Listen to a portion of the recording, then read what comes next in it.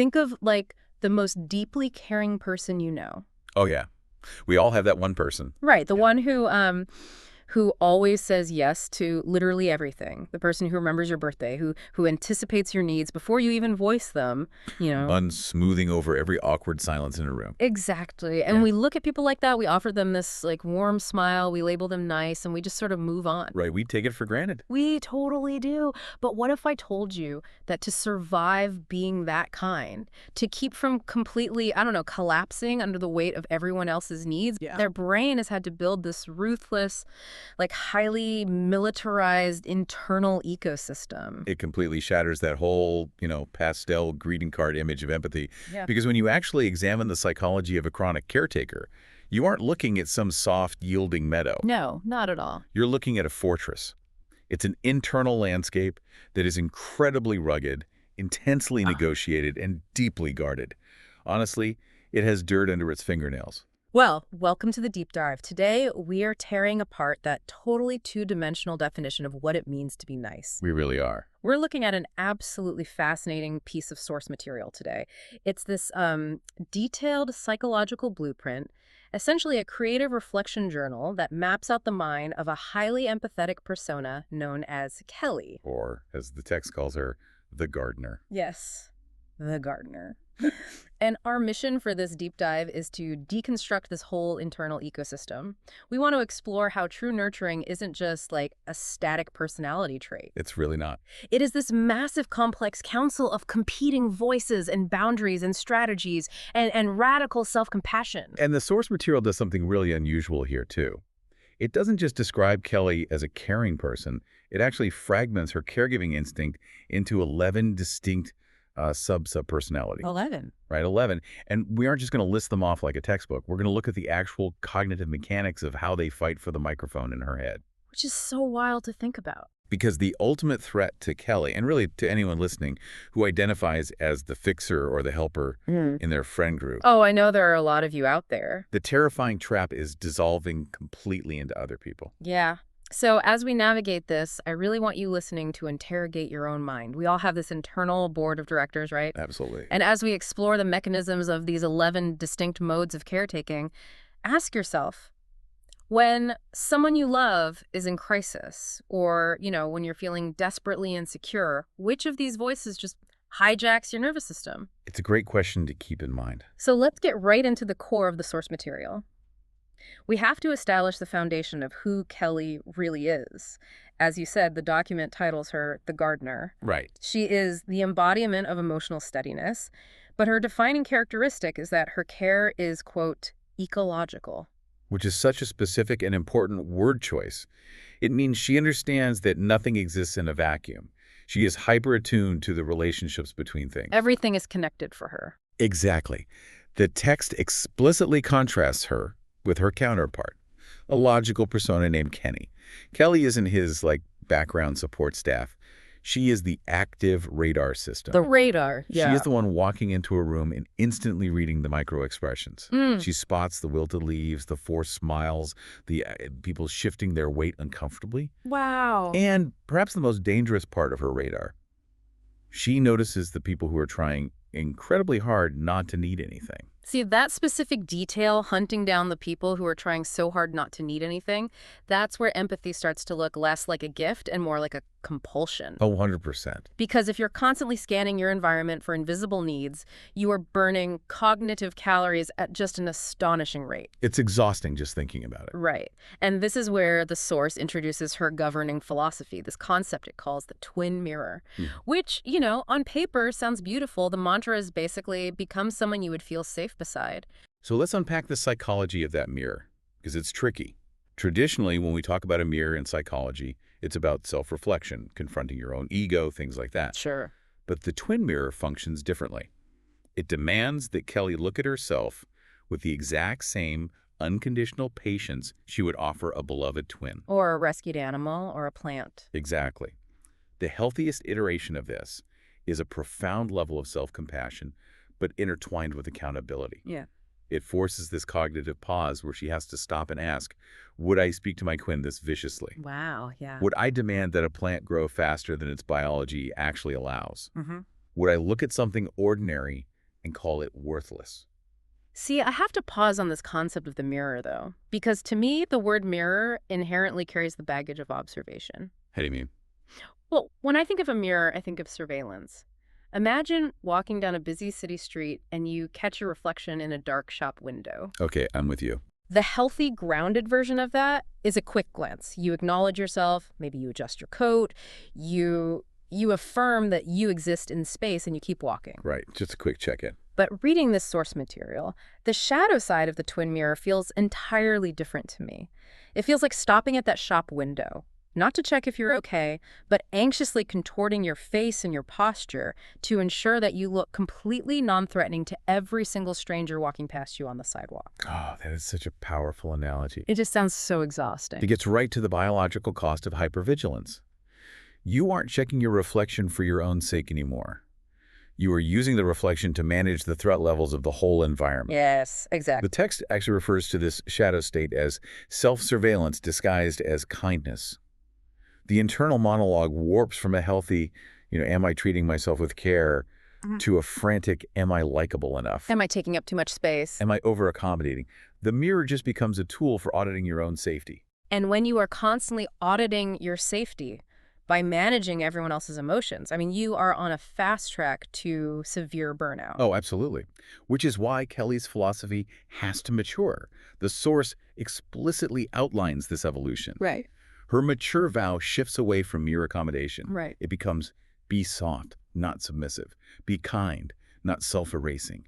Be reflective, not trapped in self-judgment. But getting to that mature vow, that has to be the hardest part. Oh, it is. Because you cannot achieve that balance with just one monolithic personality. If Kelly is purely an emotional radar, she will just be crushed. She needs mechanisms to process all that data her radar is picking up. Exactly. She needs defense systems. She needs a tactical response. And that forces her internal ecosystem to generate our first major group of sub-subpersonalities.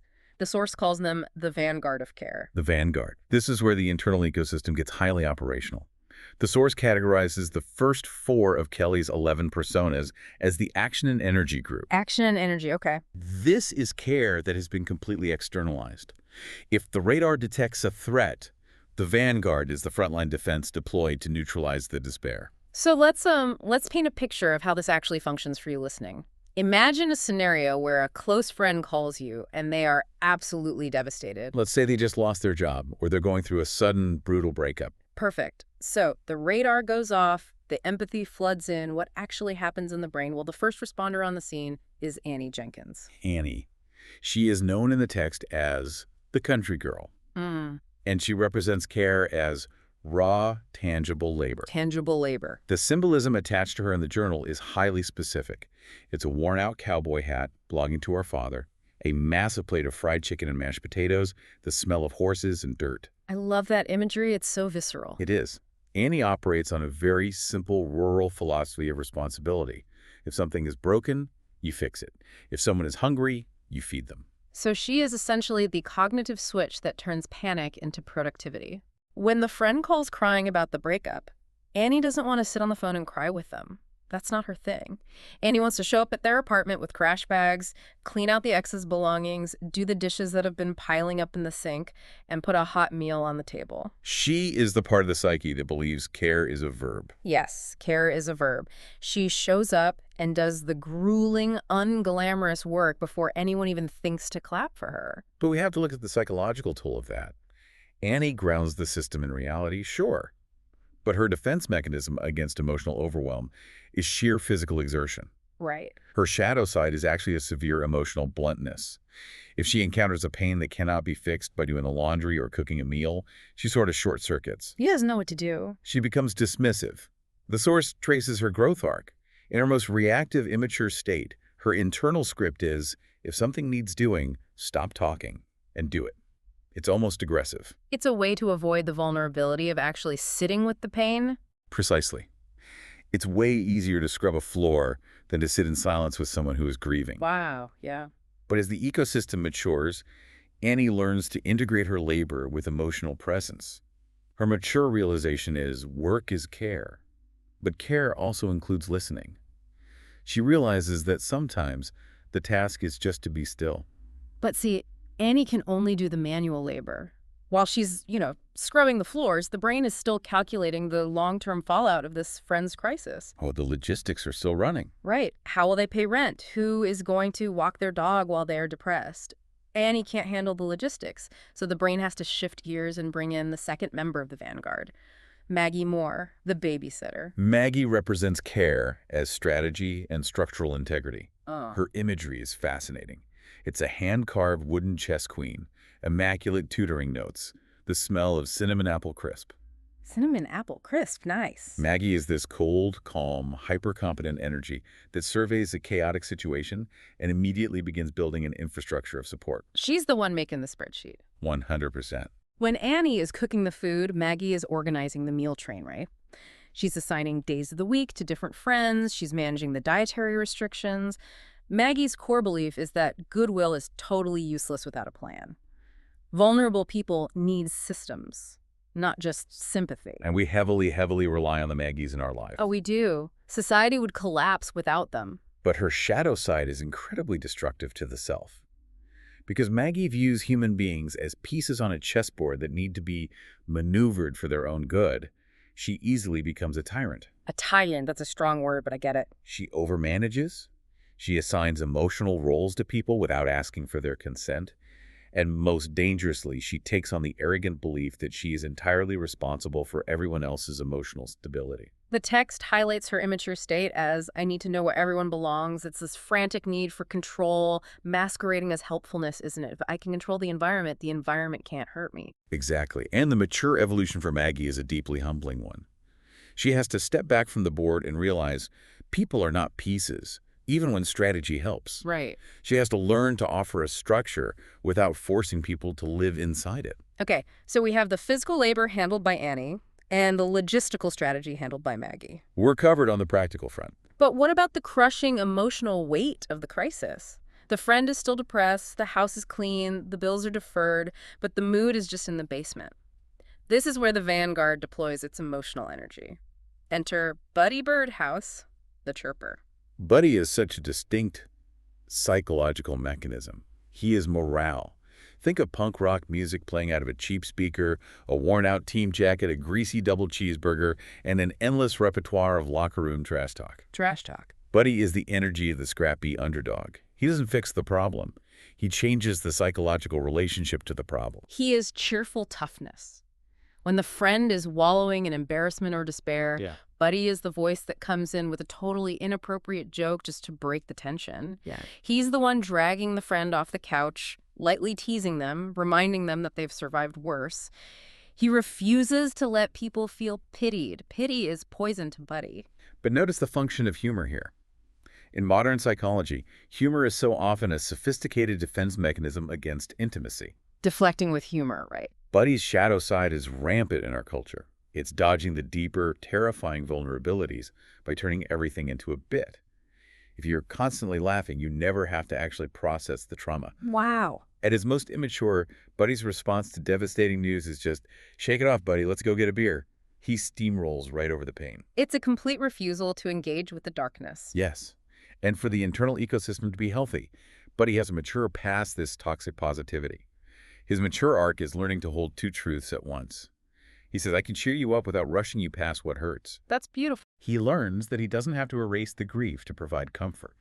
Which leaves us with the final member of this action-oriented vanguard. If Buddy is the scrappy morale, Teddy Jones is the pure, unfiltered celebration. Teddy is the superfan. The superfan. His symbols are high school yearbooks, wild fan theories, friendship bracelets. Teddy represents care as enthusiastic emotional investment. Teddy is the part of the psyche that fundamentally roots for other people's redemption arcs.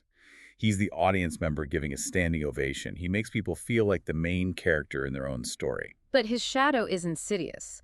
The danger of the superfan is the complete erosion of the self.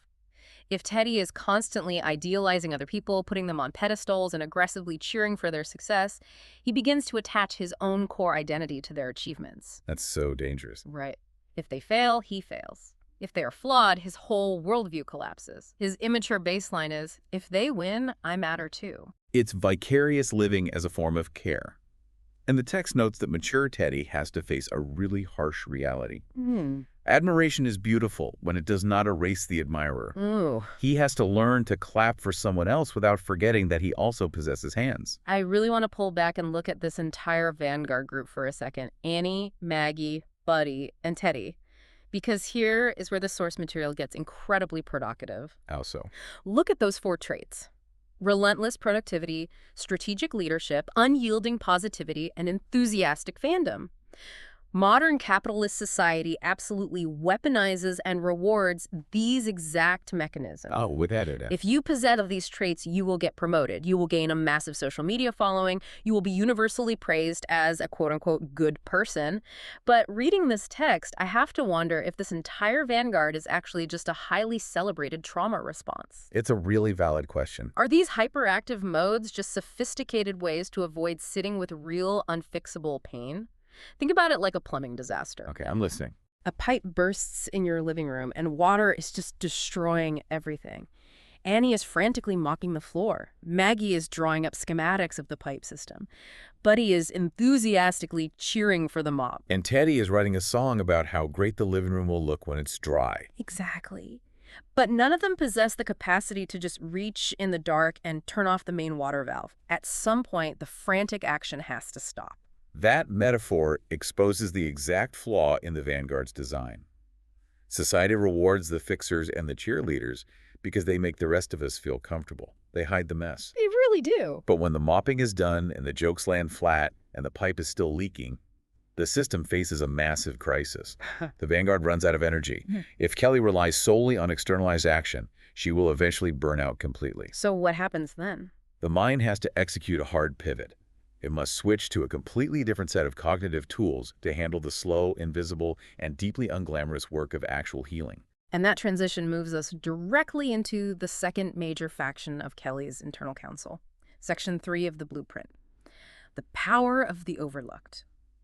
We are leaving the bright lights of the Vanguard and entering a space governed entirely by patience, innocence, and slow, agonizingly quiet growth.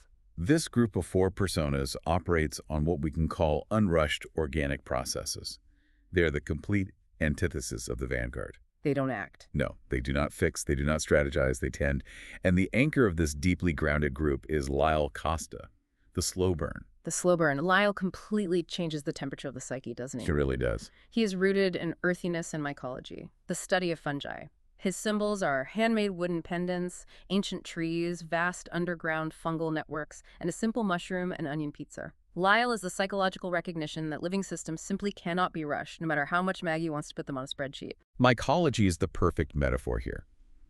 Fungi spend the vast majority of their lives completely invisible, building microscopic networks underground.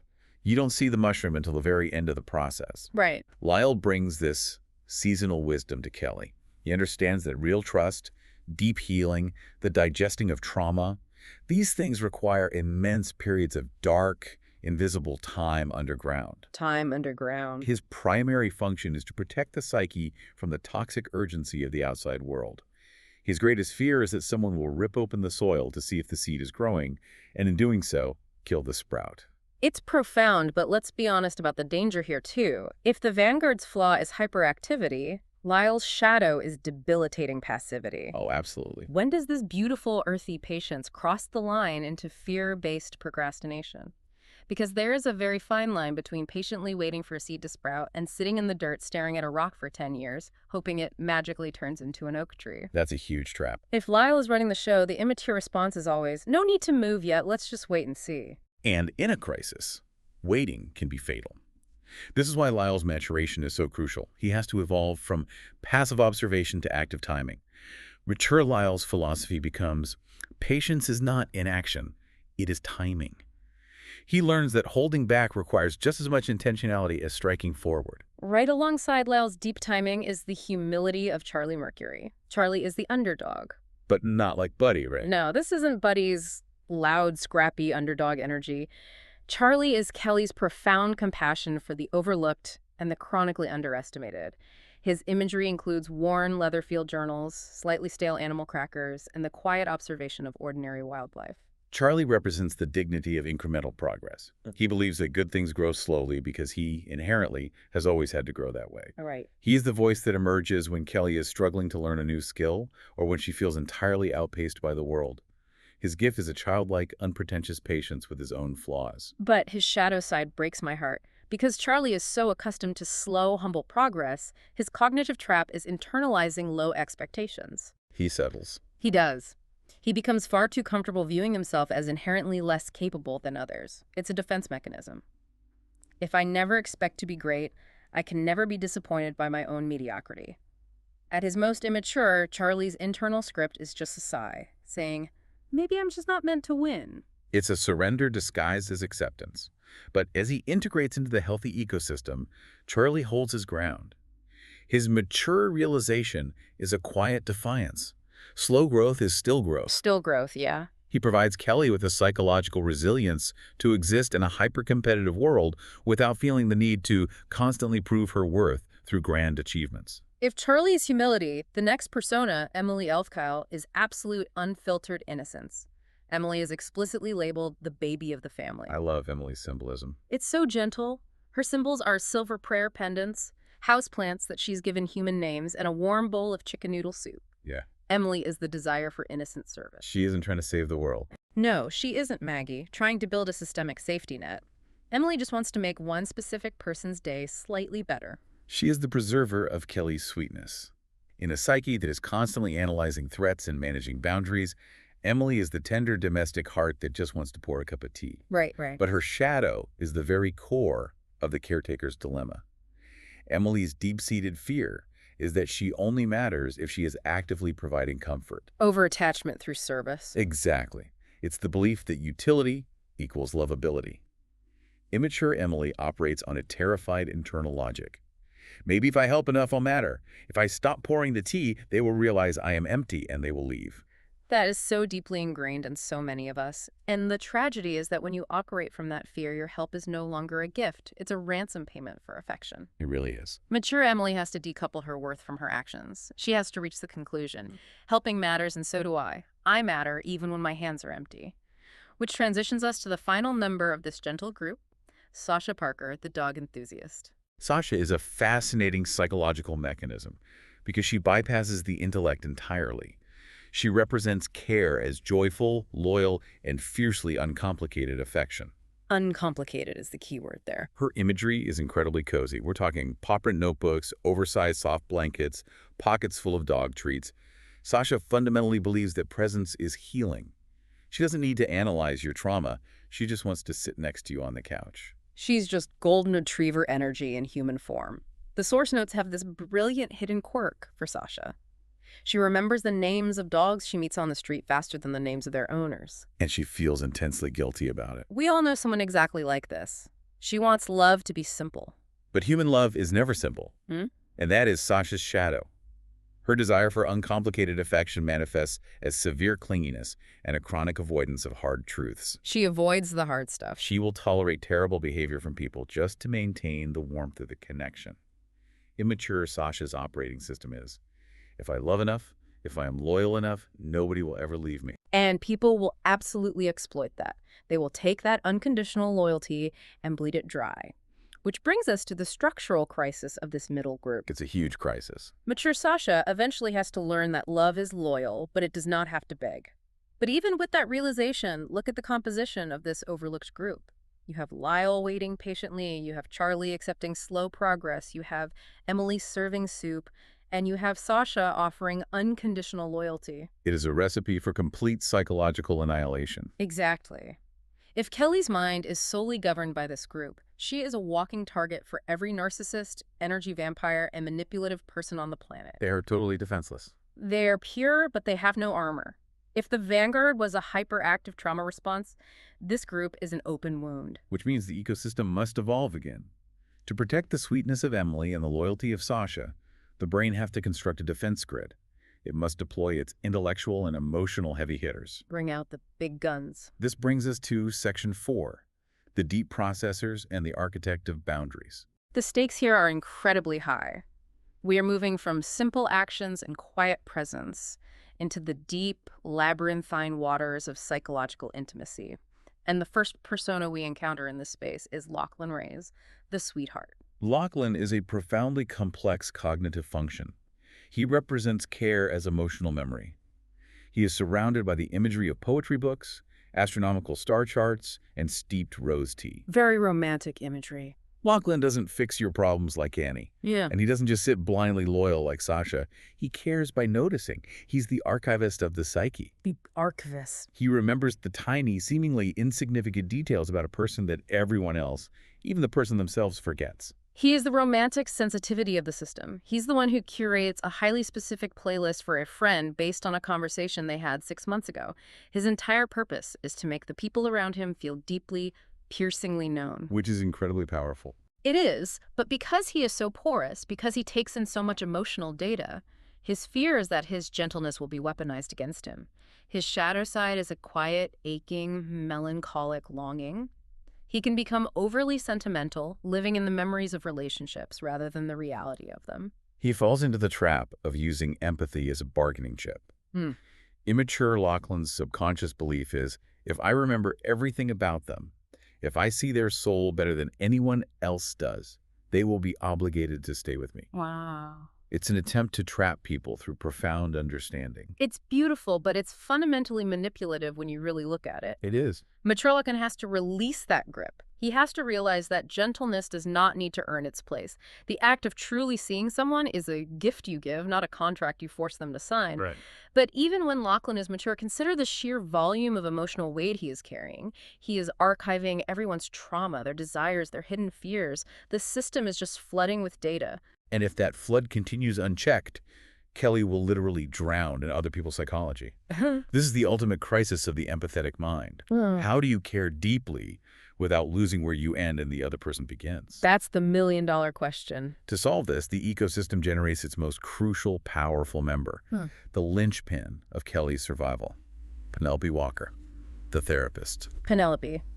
She is the immune system of the psyche. The imagery surrounding her is this fascinating blend of the mystical and the highly clinical. It's a great combination. She's associated with ward magic and protection spells, but also a soft, authoritative cardigan, heavily annotated psychology textbooks, and a leather-bound notebook with pressed lavender inside. Penelope is care manifested as healing language and absolute unyielding boundaries. Penelope is the explicit healer. She doesn't just nurture the wound, she clinically interprets it. She names the dynamic. She creates a safe, bounded container for the emotion to exist within. She builds the walls. Yes. Her ultimate power isn't just making others feel safe. It is ensuring that Kelly can care without dissolving. She is the cognitive architecture that separates self from other. I love the hidden quirk the source material gives her. It says Penelope spends her time mentally drafting kind, but impossibly firm boundary scripts for strangers in public. Like practicing what to say. Yes. She is the part of the brain that knows exactly how to look someone in the eye and say, I care about you, but I cannot take this on right now, and do it with such warmth that the other person actually feels comforted by the rejection. But Penelope possesses a very dangerous shadow. Because her superpower is emotional mapping and psychological interpretation, her shadow is intellectualizing emotion to avoid feeling it. Oh, that makes sense. She over-therapizes. She starts treating her friends, her family, and even herself as patients to be diagnosed rather than people to be experienced. She puts on the clinical lab coat. Immature Penelope falls into the illusion of control. If I can understand everyone's trauma, if I can name all the defense mechanisms in the room, I can fix the environment and keep myself perfectly safe. It's using psychobabble as a shield. Exactly. But her mature arc is perhaps the most vital evolution in the entire document. Mature Penelope finally concedes. Understanding helps. Boundaries heal too. Boundaries heal too. Let's hover on that. Boundaries heal too. She recognizes that saying no is not a failure of empathy. It is the highest form of sustainable care. Let's expand on your immune system analogy because it is perfectly apt here. Think about an autoimmune disorder. When the body detects a threat, the immune system triggers inflammation. Right. Sasha and Emily are the inflammation. They rush blood, warmth, and vulnerability to the site of someone else's wound to try and heal it. But if the inflammation never stops, the body begins to attack its own healthy tissue. It destroys itself. The caretaker starts attacking their own needs, their own sleep, their own finances, just to keep serving the other person.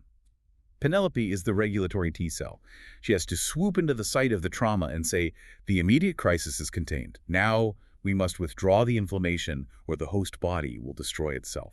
Penelope is the white blood cell saying, this is me and that is you. I can love you, but I will not become you. It's incredibly powerful. It is. Without Penelope, Kelly is a martyr. With Penelope, Kelly is a fortress with a heavily guarded but deeply welcoming gate. But this brings us to a massive structural blind spot in the blueprint. What's that? Even with Penelope's brilliant clinical boundaries, even with Maggie's logistics, and Annie's physical labor and Lyle's deep patience, look at what all of these personas have in common. They are all entirely focused outward. That's true. Every single one of them is a helper helping others. They process other people's pain. They organize other people's lives. And if that is the entirety of Kelly's internal ecosystem, she has failed the core philosophy we discussed at the very beginning, the twin mirror. Ah, right, the twin mirror. Because if she only exists as a matrix of helpful mechanisms, her self-worth is still entirely tethered to her utility. She only has value when she is useful. So she needs something else. To truly achieve radical self-compassion, to be able to look in that mirror and feel safe when she has absolutely nothing to offer the world, the system requires a wild card. It requires an inoculation against the cult of usefulness. Which brings us to Section 5, the 11th and final member of Kelly's internal council. The ultimate test of her psychological integrity. Victor Tim, the lovable loser. Victor Tim is just a masterpiece of psychological design. Yeah. He's the part of the human psyche that is entirely unimpressive, chronically unsuccessful, and fundamentally low-ranked. And his symbols reflect that perfectly. Look at them. A bent, lucky pencil that he stubbornly insists still writes better than the new ones, scuffed shoes, and an old dented lunchbox. Victor represents tender failure and awkward, unyielding hope. He is the deliberate introduction of helplessness into an ecosystem built on helping. Victor doesn't fix the pipes like Annie. He doesn't organize the calendar like Maggie. He doesn't offer profound psychological insights like Penelope. He just fails. He just fails. He fumbles, he loses, he drops the ball, he needs help, and he tries again. His core conceptual purpose, as stated by the text, is being worthy even when you are not impressive. And his existence is the ultimate test for Kelly. Think about how this plays out in the mind for you listening. Let's say you make a massive, embarrassing mistake at work. You completely blow a presentation. Okay. What happens in the boardroom of your mind? Maggie immediately wants to draft a crisis PR strategy to save your reputation. Buddy wants to deflect the humiliation by making a self-deprecating joke to your boss. Penelope wants to analyze the childhood trauma that caused you to self-sabotage. They all want to fix the failure. They all want to fix it, but Victor just stands there, holding the drop notes, looking clumsy and unimpressive. The crucial question is, can Kelly love Victor without needing to immediately fix him? Can she accept the failure? Can she accept his failure without demanding that he undergo a rigorous self-improvement montage? Because if she can offer unconditional grace to Victor internally, she can finally love herself honestly when she inevitably fails in the real world. It's the mechanism of loving the unuseful self. But society vehemently rejects this. Modern culture is deeply uncomfortable with a character like Victor. We demand utility, and if someone lacks utility, we demand a redemption arc. Always a redemption arc. If you look at our media, the underdog is never allowed to just stay the underdog. We expect the movie montage where Victor takes off his scuffed glasses, gets a makeover, trains in the woods, wins the championship, and becomes the hero. Exactly. We only tolerate the clumsy duckling because we expect it to turn into a swan. We view weakness as a temporary transition state on the way to power. Right. But Victor isn't an ugly duckling. He is just a perfectly fine duck that occasionally trips over his own webbed feet. And the radical, deeply subversive act of self-love is deciding that the clumsy duck deserves to be fed, protected, and loved exactly as he is, with zero expectation of future greatness. And Victor's shadow side reflects the danger of this dynamic. Because he is aware that the world pities him, his shadow is leaning into the weaponized incompetence. Oh, that's a great point. He can become overly attached to being the harmless, pathetic loser because it demands nothing of him. Immature Victor's defense mechanism is, I'm easy to love because nobody expects much from me. If I never try, I can never truly fail. It's a retreat from the arena of life. Yes. But mature Victor reaches a conclusion that is the philosophical bedrock of the entire ecosystem. He stands up in the internal boardroom and says, I do not have to be impressive to be worth choosing. Worth choosing, wow. The source notes explicitly state that Victor must remain as the 11th member. If Kelly exiles Victor, the cluster becomes a machine that only values utility. Victor keeps Kelly human. There's a detail in his section that just destroys me. His hidden quirk is that he privately practices victory speeches for awards and competitions. He is almost certain he will never win. Oh, man. There is so much raw, awkward, beautiful hope in that image. He doesn't stop hoping for the win, but he refuses to let the reality of losing destroy his humanity. The text suggests this quote for him. Maybe losing kindly still teaches you how to stay human. Integrating that clumsy, vulnerable humanity with all the highly competent defense mechanisms we've discussed, this is the alchemy that transforms Kelly from a simple nurturer into a complete, self-sustaining, psychologically robust inner universe. Which brings us to the grand finale of this psychological blueprint, Section 6. The integrated ecosystem. We have met all 11 voices. We've seen the hyperactive vanguard, the gentle overlooked, the intellectual deep processors, and the hopeless underdog. We've met the whole team. Now, we have to look at how this board of directors actually governs the mind. Let's revisit the core conflict that initiates all caretakers' burnout. At her lowest point, when the system is fragmented and operating out of fear, Kelly falls into the shadow trap and whispers to herself, maybe I only matter because I'm useful to others, right? But when the ecosystem is integrated, when the voices are balancing each other out, she can stand in front of that terrifying twin mirror and declare, I can be useful, loving, ordinary, soft, awkward, and still fully worthy of care. The genius of this blueprint is that it proves you do not have to eradicate your flaws to be healthy, you just have to balance them. Yes, exactly. It's an intricate system of checks and balances. Lyle's slow, earthy patience is beautiful, but it absolutely needs Annie's practical, get-it-done action, or else the garden just turns into a swamp of inaction. Teddy needs Victor. Teddy's intense, idealized fandom needs Victor's grounded, clumsy reality, so Teddy doesn't lose his identity to an idol. And Sasha's unconditional, desperate-to-please affection fundamentally requires Penelope's clinical boundaries so she doesn't get devoured by wolves. This isn't about fragmenting your mind. It is about understanding the massive, diverse toolkit required to live a gentle life in a harsh world. It takes so much work. To be the gardener is not a static state of holding a watering can and smiling. To truly tend a garden, you need the sheer physical energy to rip up the weeds, the deep patience to wait out the winter, the scientific logistics to map the sunlight, the ruthless boundaries to build a barbed wire fence against the deer, and the profound grace to accept when a sudden frost kills your favorite plant despite all your perfect planning. I want to turn this directly to you, the listener. How does this framework map onto your own life? Because you are not a monolith, you are running a complex company inside your head. It's a full board of directors. If you only ever hand the microphone to the workaholic, your version of Annie or Maggie, you are going to drive the company into the ground through exhaustion. You'll burn out. If you only let the people pleaser, your Sasha or Emily, run the board, the company will be bankrupted by giving all its assets away.